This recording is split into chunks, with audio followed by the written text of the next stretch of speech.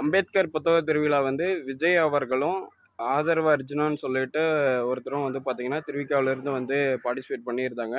So இதை பற்றி வந்து விஜய் அவர்கள் அம்பேத்கரை பற்றி பெருமையாக பேசிகிட்டு இருந்தார். ஸோ அவர் எப்படி படித்து வந்தார், என்னென்ன கஷ்டங்கள் அனுபவிச்சார் அப்படின்னு சொல்லிட்டு அவர் வந்து அம்பேத்கரை பற்றி நூல் திறப்பு விழாவில் வந்து பேசிகிட்டு இருந்தார். பட் ஆதரவு அர்ஜுனா வந்து எதை பற்றி பேசினார் அப்படின்னா, இப்போ நடக்கிற ஆட்சி வந்து பார்த்திங்கன்னா மன்னர் ஆட்சி, இது வந்து மக்களாட்சி இல்லை அப்படின்னு சொல்லி பயங்கரமாக வந்து பார்த்திங்கன்னா விமர்சனம் செஞ்சுருந்தார். அதுக்கு வந்து துணை முதலமைச்சர் வந்து உதயநிதி ஸ்டாலின் அவர்கள் என்ன சொல்லியிருந்தார் அப்படின்னா, மக்கள் தான் வந்து பார்த்திங்கன்னா முதலமைச்சரை தேர்ந்தெடுத்தாங்க, அவருக்கு இது கூட தெரியல அப்படின்னு சொல்லிட்டு பயங்கரமாக வந்து கலாய்ச்சி பேசியிருந்தார்.